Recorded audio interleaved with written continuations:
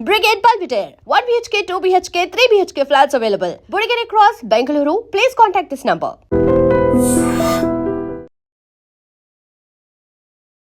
నమస్తే, welcome to IT media. నేను మీ Ratan Srinivas. America immigration రంగంలో ఇటీవల చోటు చేసుకున్న రెండు అతిపెద్ద పరిణామాలు అంతర్జాతీయ విద్యార్థులను, గ్రీన్ కార్డు హోల్డర్లను తీవ్ర ఆందోళనకు గురి చేస్తున్నాయి. మొదటిది ఏంటంటే జూన్ 23వ తేదీ 2026న ఈ బ్లాంచ్ వర్సెస్ మక్చాయిలవ్ కేసులో యుఎస్ సుప్రీంకోర్టు ఇచ్చిన చారిత్రాత్మక తీర్పు. ఇక రెండోది వచ్చి F1 మరియు J1 వీసాల పైన అమెరికాలో ఉన్న అంతర్జాతీయ విద్యార్థులు, అదేవిధంగా పరిశోధకుల కోసం దశాబ్దాలుగా అందుబాటులో ఉన్నటువంటి ఏదైతే duration of status DS open ended విధానాన్ని రద్దు చేయాలని హోమ్ల్యాండ్ సెక్యూరిటీ డిపార్ట్మెంట్ DHS ప్రతిపాదించడం. ఈ రెండు కీలకమైన అంశాల పైన, వాటి వెనకున్న చట్టపరమైన చిక్కుల పైన ప్రముఖ అంతర్జాతీయ న్యాయవాది కావేటి శ్రీనివాస్ గారు మనతో మాట్లాడడానికి రెడీగా ఉన్నారు. నమస్తే శ్రీనివాస్ గారు. నమస్కారం సార్, ఏదైతే ఈ సుప్రీంకోర్టు మొన్న ఇచ్చినటువంటి బ్లాంక్ వర్సెస్ లవ్ కేసులో సుప్రీంకోర్టు తీర్పు వల్ల గ్రీన్ కార్డు హోల్డర్లకు గతంలో ఉన్న రక్షణ ఎలా మారబోతుంది? ఇప్పుడు మనం అందరం ఫస్ట్ అర్థం చేసుకోవాల్సింది ఏంటంటే, గ్రీన్ కార్డ్ హోల్డర్లం అంటే ఏమిటి అంటే, ఫస్ట్ ఆఫ్ ఆల్ మనం గ్రీన్ కార్డ్ హోల్డర్ల కార్డు మీద ఏం రాసి ఉంటుందంటే రెసిడెంట్ ఏలియన్ అని రాసి ఉంటుంది. రెసిడెంట్ ఏలియన్ అంటే అర్థం ఏమిటి? రెసిడెంట్ అంటే మీకు ఉండటానికి విసులుబాటు, ఏలియన్ అంటే ఏంటి? పరదేశస్థుడు. అంటే ఏలియన్ అంటేనే పరదేశస్థుడు.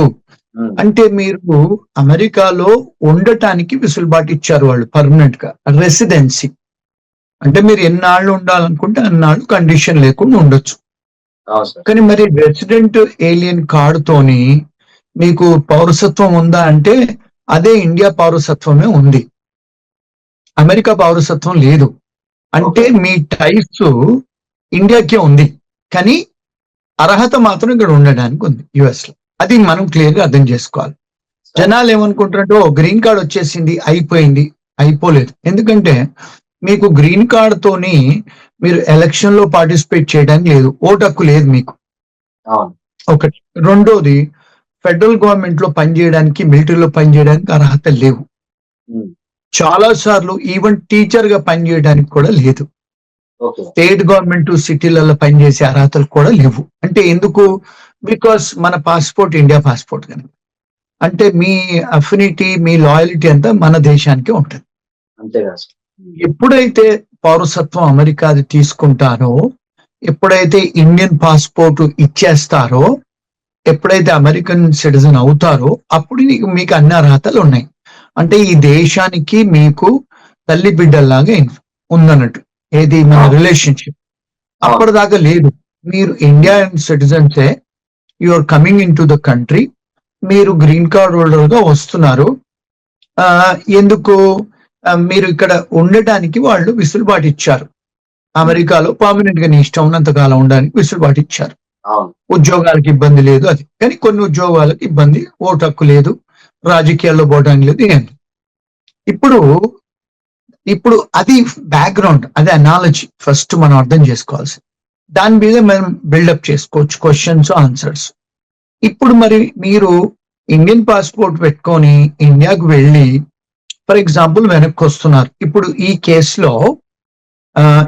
కేసులో ఈ చైనీస్ నేషనల్, ఆయన చైనీస్ పాస్పోర్ట్, ఆయన అమెరికాలో ఉండటానికి గ్రీన్ కార్డ్ తీసుకున్నాడు, చాలా కాలం నుంచి ఉన్నాడు, వ్యాపారాలు చేస్తున్నాడు. ఇక్కడ కౌంటర్ ఫిట్ అంటే ఇక్కడ ఏంటంటే చాలా సార్లు నల్లవాళ్ళైనా వీళ్ళైనా చైనా వాళ్ళు చాలా మంది ఏం చేస్తారంటే కాపీ కొడతారు ట్రేడ్ మార్క్. ఇప్పుడు ఫర్ ఎగ్జాంపుల్ ఆదిదాస్ ప్యాంట్ ఉంది, లేకపోతే ఫిలా ప్యాంట్ ఉంది, ఇలాంటివి ఉన్నాయి. వాళ్ళు అదే ఎంబ్లం తయారు చేసి చైనాలో మళ్ళీ ఇక్కడ తీసుకొచ్చి ప్యాంట్లు అమ్ముతారు. అంటే పెద్ద పెద్ద కంపెనీస్ ను కాపీ కొడతారు. దాన్ని ట్రేడ్ మార్క్ ఇన్ఫ్రింజ్మెంట్ అంటారు. కౌంటర్ ఫీటింగ్. ఎట్లయితే మనం డబ్బులు ప్రింట్ చేస్తామో అదే అంతే, సేమ్ అదేనండి. ఇక్కడ ఏంటంటే బికాస్ ఇప్పుడు America capital of the business కదా, ఇప్పుడు అన్ని కంపెనీస్ ను వీళ్ళు ప్రొటెక్ట్ చేస్తారు. ఆ కంపెనీస్ అన్ని కూడా అమెరికాలో రిజిస్టర్ ఉంటాయి ట్రేడ్ మార్క్. మరి వాళ్ళకు ఆ వ్యాపారం చేసుకొని మిలియన్స్ ఆఫ్ డాలర్స్ పెట్టి హెడ్ క్వార్టర్స్ ఇక్కడ పెట్టుకొని ప్రపంచవ్యాప్తంగా వ్యాపారాలు చేస్తున్నారు కదా.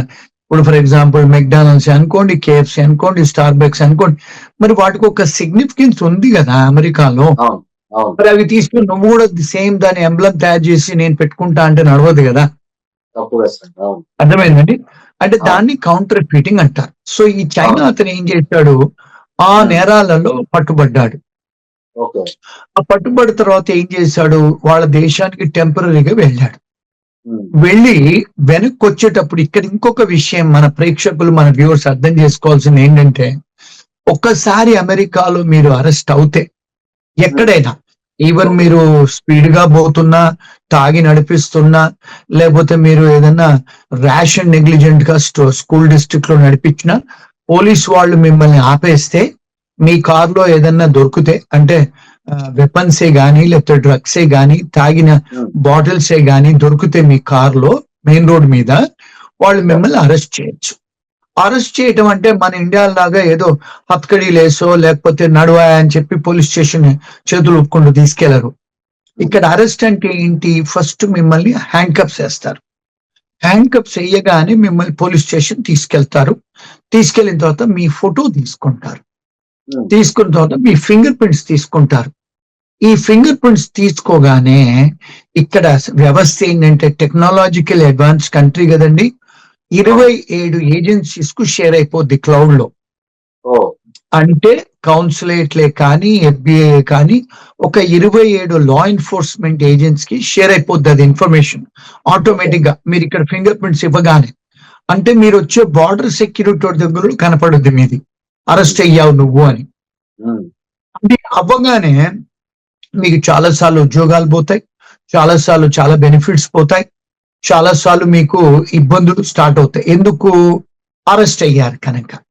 ఇప్పుడు ఆ అరెస్టు మారల్ టర్పిట్యూడ్ అఫెన్సెసా లేకపోతే మామూలు అఫెన్సెసా? ఇప్పుడు ఫర్ ఎగ్జాంపుల్ మీరు భార్యనో గర్ల్ ఫ్రెండ్ చంప మీద కొట్టారు, అది moral turpitude offence. For example మన ఈ మధ్య కాలంలో స్టూడెంట్స్ షాపుల్లో వెళ్ళి దొంగతనాలు చేస్తున్నారు, $100 $200, అది మారల్ టర్పిట్యూడ్ అఫెన్సెస్ అంటారు. అంటే మీకు మొరాలిటీ లేదు సరిగా. ఉమ్, దొంగతనాలన్నీ కూడా మారల్ టర్పిట్యూడ్ అఫెన్సెస్.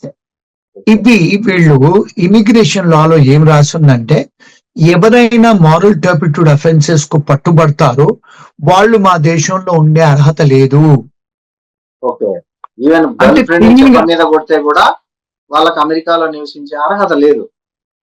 అంటే దీన్ని moral turpitude, for example me girl friend లేదా మీ వైఫ్ చంప మీద కొట్టారు మీరు డొమెస్టిక్ వైలెన్స్ లో, ఏమండి చిన్నపిల్లల్ని కొట్టారు డొమెస్టిక్ వైలెన్స్ లో, అంటే మీరు అర్హత లేదు, మారల్ టర్పిట్యూడ్ అఫెన్సెస్ లో పట్టుబడ్డారు గనుక మా దేశంలో వద్దు. అది లాలో ఎప్పుడో రాస్తుంది. కానీ ఓకే ట్రంప్ గారు వచ్చిన తర్వాత సీరియస్ గా ఎన్ఫోర్స్మెంట్ చేస్తున్నారు వారు. ఉమ్, ఇప్పుడు లాలో ఇంతకుముందు ఇవన్నీ ఉన్నాయండి, కానీ ఎవరు పట్టుబడట్లేదు, ఎవరు ఎన్ఫోర్స్ చేయట్లేదు స్ట్రిక్ట్ గా. మీరు వచ్చిన తర్వాత ఆర్డర్స్ ఇచ్చి చేయమని చెప్తున్నారు. అంటే ఏమిటి అంటే, బార్డర్ లో ఉన్న వాళ్లకు అన్ఫిటెడ్ పవర్స్ ఉన్నాయి, కానీ yes. వాళ్ళు ఎక్సర్సైజ్ చేయట్లే. ఇప్పుడు చేస్తున్నారు. ఇప్పుడు ఈ చైనా అతను వెనక్కి సార్, ఈ వచ్చేటప్పుడు తీర్పుతో సంబంధం లేకుండానే మీరు అన్నట్లు ఆ బార్డర్ ఫోర్సెస్ వాళ్ళకి పక్కా అధికారాలు ఉన్నాయి. సో ఈ తీర్పు ఉన్నాయి. సంబంధం లేదు. ఎస్ మొదటి నుంచి ఉన్నాయండి. అంటే అవును మారల్ టర్పిట్యూడ్, ఎస్. మీరు లోపల వచ్చేటప్పుడు ఏంటంటే, ఇప్పుడు మేము యుఎస్ సిటిజన్స్ వచ్చేటప్పుడు మా ఫేస్ రికగ్నిషన్ టెక్నాలజీ పెట్టారు AI లో. ఇట్లా ఫేస్ చూపించుకొని మేము వెళ్ళిపోతాం యుఎస్ సిటిజన్. ఒకవేళ గ్రీన్ కార్డ్ హోల్డర్ అయింది అనుకోండి, మీరు అక్కడ ఇమిగ్రేషన్ ఆఫీసర్ దగ్గరికి వెళ్ళాలి. వెళ్తే మీ ఫింగర్ ప్రింట్స్ తీసుకుంటాడు. తీసుకురాగానే ఆయన స్క్రీన్ లో మీద వచ్చేస్తుంది అరెస్ట్ అయ్యావు ఈ పలానా దానికని. అంటే అప్పుడు మళ్ళీ సెకండరీ ఇన్స్పెక్షన్, మళ్ళీ లోపలికి తీసుకెళ్తాడు. నిన్ను లోపలికి అడ్మిషన్ చేయొచ్చా లేదా అని. ఎందుకు, మరి మీరు ఎలాంటి అఫెన్సెస్ లో మీరు అయ్యారో, చిన్న అఫెన్సెస్ కూడా కావచ్చు కొన్నిసార్లు, తెలియదు కదా, నేరపూరితం ఏదైనా నువ్వు అరెస్ట్ అయ్యావు అని కనిపిస్తుంది అందులో, అది నేరం అంటే నిర్ధారణ అయిందా లేదా కనపడదు. సో వాళ్ళు తీసుకెళ్ళినప్పుడు మిమ్మల్ని అడుగుతారు. అడిగి వాళ్ళు ఏం చేస్తారు, ఇప్పుడు మీరు ఇక్కడ ఈ చైనా అతను నేరం చేశాడని కనపడుతుంది కనుక, కానీ ఆయన కన్విక్షన్ అవ్వలే, ఓన్లీ ఆయన మీద కేసు పెట్టారు, ఈ దొంగతనాల కేసు పెట్టారు. ఏది న్యూజెర్సీలో.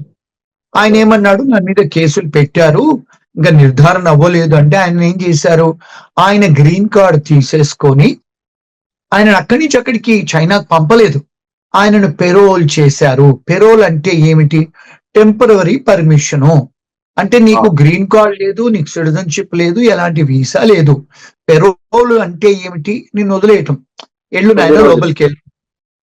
పెరోల్ మనకి ఇండియాలో కూడా పెరోల్ ఉంటది, జైల్లో నుంచి బయటకు వస్తే పెరోల్ బయటకు వస్తారు. పెరోల్ వచ్చిన తర్వాత అది టైప్ ఆఫ్ పనిష్మెంటే, అది పనిష్మెంట్ లో ఒక టైప్. కానీ మిమ్మల్ని మానిటర్ చేస్తా ఉంటారు వాళ్ళు, నువ్వు ఏం చేస్తున్నావు, ఎక్కడికి వెళ్తున్నావు, ఎక్కడికి పోకుండా. సో ఇప్పుడు ఏంటంటే ఆయనను పెరోల్ చేశారు. చేసిన తర్వాత ఆయన ఏం చేశాడు, లోపలికి వచ్చిన తర్వాత ఒప్పుకున్నాడు ఆయన చేసిన నేరాలన్నీ ఒప్పుకున్న తర్వాత ఆయనకు సజా అయింది, అంటే పనిష్మెంట్ పడ్డది, కన్విక్షన్ అయింది. అప్పుడు ఏం చేస్తారు ఇమిగ్రేషన్ వాళ్ళు, ఈయనను ఇక్కడ మా దేశంలో ఉండటానికి అర్హత లేదు అని చెప్పి రిమూవల్ ప్రొసీడింగ్ స్టార్ట్ చేశారు. ఇమిగ్రేషన్ వాళ్ళు చేస్తే ఆయనే రిమూవల్ వేసిన తర్వాత, జడ్జి గారు నిర్ధారణ చేసిన తర్వాత, ఇమిగ్రేషన్ జడ్జులు వేరండి, మళ్ళీ క్రిమినల్ కేసులు జడ్జులు వేరు, దానికి సపరేట్ అన్ని. ఇప్పుడు మనలాగా హైకోర్టులో సుప్రీంకోర్టులో అన్ని వింటారని అట్లా ఉండదండి, ప్రతి దానికి ఇక్కడ స్పెషలైజ్డ్. సో ఆయన ఏం చేస్తాడు, సుప్రీంకోర్టు దాకా తీసుకెళ్లాడు కేసుని. ఏమని, నన్ను ఇలా చేశారు, నేను లోపలికి వచ్చేటప్పుడు నా గ్రీన్ కార్డ్ తీసుకోకూడదు, వాళ్ళు పెరోల్ మీద పంపించారు, వాళ్ళకు అంటే చాలా పవర్ ఇచ్చేశారు అంటే సుప్రీంకోర్టు ఏమంది, లేదు వాళ్లకు క్లియర్ అండ్ కన్విన్సింగ్ అవసరం లేదు, మీ మీద కేసు ఉన్నట్టుంటే చాలు, మీ గ్రీన్ కార్డ్ తీసేసుకొని పెరోల్లో లోపలి పంపించడానికి. ఇది ఎగ్జిక్యూటివ్ బ్రాంచ్ది పని, మా జ్యుడిషియరీ పని కాదు, పొలిటీషియన్స్ పని కాదు. ఇప్పుడు మనకు మన భారతదేశంలో కూడా ఎగ్జిక్యూటివ్ బ్రాంచ్, లెజిస్లేచరు, జ్యుడిషియరీ ఉంది కదండి. మరి జడ్జెస్ అంటే సుప్రీం కోర్టు, లెజిస్లేచర్ అంటే ఎమ్మెల్యేలు, మినిస్టర్లు, మరి ఎగ్జిక్యూటివ్ బ్రాంచ్ ఉంది కదా. ఇప్పుడు ఇమిగ్రేషన్ డిపార్ట్మెంట్ మన ఇండియాలో కూడా ఉంది, పోలీస్ వాళ్ళు నడుపుతారు, అది ఎగ్జిక్యూటివ్ బ్రాంచ్. అది మరి ఎగ్జిక్యూటివ్ బ్రాంచ్ పని అది సుప్రీంకోర్టు ఇంటర్ఫీర్ అయ్యి చెప్పాల్సిన అవసరం లేదు, వాళ్ళకి అన్ని పవర్స్ ఉన్నాయి అని చెప్పి, గవర్నమెంట్ ఆఫ్ యుఎస్ కు పవర్స్ ఉన్నాయని చెప్పి వాళ్ళు నిర్ధారణ చేశారు. దీంతో ఏమవుతుంది, ఇప్పుడు ఎవరైనా వెనక్కి వచ్చేటప్పుడు గ్రీన్ కార్డ్ హోల్డర్లు, ఇప్పుడు అక్కడ బార్డర్ సెక్యూరిటీ వాడు ఎగ్జిక్యూటివ్ పోలీస్ ఆఫీసర్, ఆయన ఇమిగ్రేషన్ పోలీస్ ఆఫీసర్, ఆయనకు పవర్స్ ఉన్నాయి అని చెప్పారు. దీంతో ఏమైంది, ఒక సంచలనం అమెరికా కానీ వరల్డ్ మొత్తంలో. గ్రీన్ కార్డ్ హోల్డర్లు ఏదన్నా చిన్న కేసులలో మీరు ఇన్వాల్వ్ అయితే మీ ఇమిగ్రేషన్ లాయర్లతో సంప్రదించి బయటికి వెళ్ళండి. ఎందుకు, లోపలికి వచ్చేటప్పుడు అర్హత లాగా మీరు లోపలికి వచ్చేయలేరు, అంటే you don't have a right of admission. ఎందుకు, మీ మీద కేసు ఉంది కనుక ఆ కేసు నిర్ధారణ అయ్యే వరకు కూడా బయటికి వెళ్ళకూడదు. సో దీంతో ఏమవుతుంది, వీళ్ళకు పవర్స్ ఎక్కువ వచ్చేసాయి. అంతకుముందు లివానా ఉన్నాయి కానీ వాళ్ళు ఎన్ఫోర్స్ చేయలేదు, ఇప్పుడు సుప్రీంకోర్టు చెప్పిన తర్వాత ఇంకా పవర్ఫుల్ అయిపోయారు. ఇప్పుడు ఆయన ట్రంప్ గారితో చెప్పాడు, అదండి ఇంత క్లియర్ అండి ఇది. సార్ ఇంకోటి, దీనివల్ల ఇలాంటి నిబంధనల వల్ల ఇమ్మిగ్రేషన్ పెరోల్ పై అమెరికాలో ప్రవేశించిన గ్రీన్ కార్డు హోల్డర్లు వర్క్ పర్మిట్లు కావచ్చు, లేదంటే ఇతర సోషల్ బెనిఫిట్స్ ఎలా ఎఫెక్ట్ అవుతాయి సార్? ఇప్పుడు మీరు గ్రీన్ కార్డు ఒక్కసారి మీది తీసేసుకున్నారు వాళ్ళు అంటే, ఇప్పుడు ఫర్ ఎగ్జాంపుల్ గవర్నమెంట్ లో మీకు, ఫర్ ఎగ్జాంపుల్ ఇప్పుడు మీరు ఓల్డ్ ఏజ్ పీపుల్ అనుకోండి, మెడికల్ ఫెసిలిటీస్ ఉంటాయి, మెడికేడ్ అనుకోండి, లేకపోతే కొంతమంది లేని వాళ్ళు ఇల్లులు, హౌసింగ్ మన ఇండియాలో ఉన్నట్టు ఇక్కడ కూడా హౌసింగ్ ఉంటది. ఇట్లా మీకు ఫుడ్ స్టాంప్స్ కూడా ఇస్తారు భోజనాలకి, మీ పిల్లలకి ఇస్తారు పాలు తాగడానికి. ఇలాంటి బెనిఫిట్స్ అన్ని పోయే ఆస్కారాలు ఉన్నాయి. ఎందుకు, మీరు డిపోర్టబుల్, రిమూవబుల్ ఏలియన్ కనుక, అంటే మా దేశస్తులు కాదు, మిమ్మల్ని తీసే దానిలో ఉన్నాము, మీకు అర్హతలు లేవు, పోయే ఛాన్సెస్ ఉన్నాయి. ఉద్యోగాలు కూడా పోయే ఛాన్సెస్ ఉన్నాయి. మీకు ఏ బెనిఫిట్స్, ఫర్ ఎగ్జాంపుల్ ఇప్పుడు డ్రైవింగ్ లైసెన్సే అనుకోవచ్చు, గన్ లైసెన్సే అనుకోవచ్చు, లాటరీ సేల్ చేయడానికి లైసెన్సే అనుకోవచ్చు, లిక్కర్ లైసెన్సే అనుకోవచ్చు. చాలా లైసెన్సెస్ అన్ని కూడా మనకి ఎట్లయితే ఆధార్ కార్డుతో ముడిపడి ఉంటాయో, మన పాస్పోర్ట్ ఉన్న ఆధార్ కార్డుతో ఎలా అయితే ముడిపడి ఉంటాయో, ఇక్కడ సోషల్ సెక్యూరిటీ, గ్రీన్ కార్డు మన వాటితోని ముడిపడి ఉంటాయండి. అవన్నీ కూడా పోయే ఆస్కారాలు ఉన్నాయి. సార్ ఇంకోటి సార్, ఈ ఎటువంటి క్రిమినల్ రికార్డు లేని ఈ సాధారణ గ్రీన్ కార్డు హోల్డర్లు ఇంటర్నేషనల్ ట్రావెల్ చేసేటప్పుడు ఈ తీర్పును బట్టి ఏవైనా జాగ్రత్తలు తీసుకోవాలన్నా వాళ్ళు? అంటే ఇప్పుడు వాళ్ళు అంటే ఇప్పుడు 6 నెలల కంటే బయట ఎక్కువ ఉండకూడదు. ఒకటి. రెండోది వాళ్ళకి ఇక్కడ ఇల్లు ఉన్నా, లేకపోతే వాళ్ళకి ఇక్కడ ట్యాక్స్ రిటర్న్స్ కడుతున్నారా, వాళ్ళు ఇక్కడ ఫ్యామిలీ ఉందా, ఇలాంటి వాళ్ళు చూసుకోవాలి. చాలా సార్లు ఏమవుతుందంటే ట్యాక్సులు కట్టరు. మేము డబ్బులు ఇన్కమ్ సంపాదించట్లేదు కదా, మేము ట్యాక్సులు కట్టం అంటారు. అది నేరం ట్యాక్స్ కట్టకపోతే. రెండోది ఏంటంటే ఇప్పుడు ఫర్ ఎగ్జాంపుల్ మీరు ఎక్కడైనా రెంటల్ ఉంటారు. మన ఇండియన్స్ నార్మల్ గా రెంటల్ అగ్రిమెంట్ తీసుకోరు, ఉండిపోతారు, రెంట్ ఇచ్చేస్తారు. ఇండియాలో ఎంతమంది మనం లీజులు రెంటల్ అగ్రిమెంట్ తీసుకుంటామండి, రెంట్ కట్టేస్తాం, కామన్ క్యాష్ కట్టేస్తాం, చెక్కులు కట్టేస్తాం. చెక్కులు ఎవరైనా కట్టం మన దేశంలో. ఇక్కడ కొంత చెక్కులు లేదా బ్యాంక్ ట్రాన్సాక్షన్స్, కొంతమంది చాలా మంది ఓనర్స్ మన దేశీయులు ఇండియాలో ఎస్పెషల్ గా క్యాష్ తీసుకుంటారు. అలాంటప్పుడు ఏదైనా రెంటల్ అగ్రిమెంటో లేకపోతే లీజ్ అగ్రిమెంటో ఏదో తీసుకోండి. ఇంకా మూడోది ఏంటంటే మీకు ఎలాంటి ఎప్పుడైనా కేసులు ఏమన్నా ఉంటే, ఇంతకుముందు గతంలో ఉంటే, మీరు ఇక్కడ FBI కి సంప్రదిస్తే మీ ఫింగర్ ప్రింట్స్ ఇస్తే మీ మీద ఏమైనా కేసులు ఉన్నాయా, లేకపోతే కేసులు ఉన్నాయి కొట్టేశారా, అలాంటిది ర్యాప్ షీట్ అంటారు దాన్ని, అది తీసుకొని ట్రావెల్ చేస్తే బెటరు. ఇప్పుడు మొన్న ఒక క్లయింట్ ఫోన్ చేశాడండి, ఆయన మీద కేసు ఉంది కానీ ఆయన కనపడట్లేదు, కోర్టులో కనపడట్లేదు, ఎక్కడ కనపడట్లేదు, కానీ ఆయన మీద కేసు ఉంది ఒక 3-4 ఏళ్ల కింద. కానీ ఆయనకు తెలియట్లే ఎక్కడ పోయి సంప్రదించాలని. పోలీసు వాళ్ళకి ఫోన్ చేస్తే వాళ్ళు నాకు కనపడతలేదు అంటున్నారు, కోర్టు వాళ్ళకి ఫోన్ చేస్తే కనపడలేదు అంటున్నారు, కానీ ఆయన మీద కేసు, ఆయన మీద ఉన్నట్టు కాగితాలు ఉన్నాయి. ఇప్పుడు అలాంటి వాళ్ళు బయట దేశానికి వెళ్ళారనుకోండి, ఒకవేళ ఎయిర్పోర్ట్ లో సిస్టమ్ లో వచ్చేస్తే ఆ కేసు డిసైడ్ అవ్వలేదని వాళ్ళు H1 లో ఉన్నా, విజిటర్ వీసాలో ఉన్నా, స్టూడెంట్ వీసాలో ఉన్నా వాళ్ళను క్యాన్సిల్ చేసి వీసా వెనక్కి పంపొచ్చు. అందుకని జాగ్రత్తలు తీసుకోవాలండి.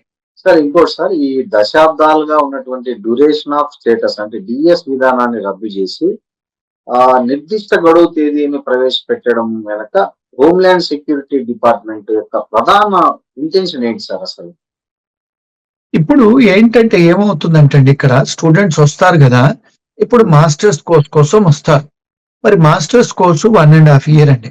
దాని తర్వాత వాళ్ళకు వర్క్ పర్మిట్ దొరుకుతుందండి, 2 years 3 years దొరుకుతుంది స్టెమ్ ప్రోగ్రామ్స్ అయితే. వాళ్ళు ఆ స్టెమ్ ప్రోగ్రామ్స్ లో వాళ్ళకి వర్క్ పర్మిట్ దొరికిన తర్వాత చాలా సార్లు ఉద్యోగం దొరకట్లేదు. రెండోది ఏంటంటే చాలా ఎంప్లాయర్లు H1 ఇవ్వట్లేదు. అంటే ఈ $1,00,000 నిబంధన అనుకోండి, లేకపోతే ఉద్యోగాలు లేకపోకుండా వాళ్ళు ఏం చేస్తున్నారు, ఇక్కడ ఏదో పని చేసుకుంటున్నారు ఇల్లీగల్ గా. అంటే ఈ విషయం చాలా మందికి నచ్చదు నేను చెప్పేది, పేరెంట్స్ కూడా నచ్చదు, మీ స్టూడెంట్స్ ఎవరన్నా మీ ఈ ప్రోగ్రామ్ వాచ్ చేస్తే కూడా నచ్చదు నేను చెప్పేది. కానీ వీళ్ళందరూ కూడా ఇల్లీగల్ గా యూనివర్సిటీ అవతల పని చేయకూడదు, కానీ యూనివర్సిటీ బయటే పని చేస్తారు. గ్యాస్ స్టేషన్లలో, పెట్రోల్ పంపులలో, షాపులలో, లేకపోతే లిక్కర్ స్టోర్స్లలో, లేకపోతే ఇండియన్ రెస్టారెంట్లలో పని చేస్తారు. ఇదంతా కూడా ఇల్లీగల్, చేయకూడదు. కానీ చేస్తూ ఉంటారు, మాకు అన్ని కట్టాలండి, మేము అప్పులు తీసుకొని వచ్చామని కట్టాలని చెప్తారు వీళ్ళంతా. ఏమండి, ఇప్పుడు ఇలా చేస్తూ చూస్తూ వీళ్ళ అప్పులు స్టూడెంట్ లోన్స్ అంతా కడతారు. కానీ ఇప్పుడు మీరు ఇక్కడ ఉన్న తర్వాత 2-3 ఏళ్ళు మళ్ళీ మాస్టర్స్ అయిపోయింది కదా, ఎందుకు ఉండాలనుకుంటున్నారు, మళ్ళీ ఇంకో మాస్టర్స్ జాయిన్ అవుతున్నారు. సిపిటి సిపిటీలు ముందు రోజులు తీసుకొని మళ్ళా పనిచేస్తున్నారు బయట. మూడోది ఏంటంటే రెండో మాస్టర్స్ అయిపోతుంది, H1 రాదు, మళ్ళీ మూడోది PhD జాయిన్ అవుతున్నారు. అంటే వీళ్ళు ఏమంటున్నారంటే మీకు అసలు వచ్చిన కారణం ఏంటి, ఆబ్జెక్టివ్ ఆఫ్ స్టడీ ఏంటి, మీ ఆబ్జెక్ట్ మీరు మాస్టర్స్ చేయడానికి వచ్చారు, మరి రెండో మాస్టర్లు, మూడో మాస్టర్లు, PhD చేస్తున్నారు కదా, అంటే మీరు ఏదైతే ఆబ్జెక్టివ్ తోని మా దేశానికి వచ్చారో అది అయింది, పరిపూర్ణంగా అయిపోయింది, అయినా ఇక్కడ ఉండటానికి ప్రయత్నంలో మీరు ఇవన్నీ చేస్తున్నారు అని అంతకుముందు కూడా ఉంది. కానీ ఇప్పుడు వీళ్ళు ట్రంప్ గారు ఏం చేశారంటే అలాంటి మీరు ఎక్స్టెండ్ చేసుకోవడానికి లేదు అని చెప్పి, డ్యూరేషన్ ఆఫ్ స్టేటస్ అంటే మీరు ఎన్ని కోర్సులు జాయిన్ అవుతే డ్యూరేషన్ ఆఫ్ స్టడీ అంటారు. డ్యూరేషన్ ఆఫ్ స్టడీ DS అంటే మీరు ఎన్ని సంవత్సరాలు చదువుకుంటే అన్ని సంవత్సరాలు ఉండొచ్చు. F1 లో మీ పాస్పోర్ట్ లో స్టాంప్ అవసరం లేదు, దాన్ని కట్ చేసి మీ మాస్టర్స్ అయిపోయిన తర్వాత వెళ్ళిపోవాలి అని నిబంధనలు పెడుతున్నారు. ఇంతవరకు అది ఇంకా డిస్కషన్ స్టేజ్ లో ఉంది, ఇంకా లా అవ్వలేదండి. సార్ ఒకవేళ అది ఇంప్లిమెంట్ అయితే మొత్తం అమెరికాలో ఉన్న విదేశీ విద్యార్థుల్లో భారతీయ విద్యార్థులే అధిక సంఖ్యలో ఉన్నారు. సో ఈ కొత్త నిబంధన వల్ల వాళ్ళ చదువు గురించి కానీ, రీసెర్చ్ గురించి, అదే పార్ట్ టైం ఉద్యోగాలపై ఎట్లాంటి ఇంపాక్ట్ పడుతుందంటారు? డెఫినెట్ గా ఇంపాక్ట్ పడుతుందండి. ఎందుకంటే వాళ్ళు మళ్ళీ డిఫరెంట్ కాలేజీలలో పోయి సెవిస్ ట్రాన్స్ఫర్ చేసుకునే వెసులుబాటు వెళ్ళిపోతుంది. వాళ్ళు ఇక్కడ ఉండడానికి కూడా ఉండదు. మూడోది ఏంటంటే వాళ్ళు చాలా మంది స్టూడెంట్స్ వెనక్కి కూడా వెళ్ళిపోతారండి చాలా మంది. ఇంకోటి ఏంటంటే వచ్చే వాళ్ళు కూడా మనం అక్కడికి వెళ్తే 1-2 ఇయర్స్ కంటే ఎక్కువ ఉండలేము. ఇప్పుడు యూకేలో అంతేనండి. మీకు 2 ఇయర్స్ కోర్స్కి వెళ్ళిన తర్వాత మీకు అక్కడ ఉద్యోగం దొరకకపోతే Tier 2 వీసాలు దొరకకపోతే మీరు వెనక్కి వచ్చారు. చాలా మంది స్టూడెంట్స్ యూకే వెళ్ళినా వాళ్ళు వెనక్కి వచ్చేస్తున్నారు. ఇప్పుడు చాలా కంట్రీస్ నుంచి వెనక్కి వచ్చేస్తున్నారు. అలాగే ఇప్పుడు యుఎస్ నుంచి కూడా వెనక్కి వచ్చే ఛాన్సెస్ చాలా హైగా ఉంటాయి. సార్ ఇంకోటి సార్, ఈ కోర్సు ఆలస్యమైన లేదా వీసా ఎక్స్టెన్షన్ కోసం మళ్ళీ కొత్తగా దరఖాస్తు చేసుకోవాలనే నిబంధన పెట్టారు కదా. సో దీంట్లో రిస్క్ ఎంత ఉందంటారు విద్యార్థులకి? చాలా రిస్కీ అనిపిస్తుంది చూస్తుంటే. అంతే కదండి. ఇప్పుడు మీరు ఇమిగ్రేషన్ పోకుండా మీరు కాలేజీలలో కోర్సులు ఎక్స్టెండ్ చేసుకుంటే ఒక కాలేజీ నుంచి ఇంకో కాలేజీ ట్రాన్స్ఫర్ చేసుకుంటారు, ట్రాన్స్ఫర్ అవుట్ అవుతారు.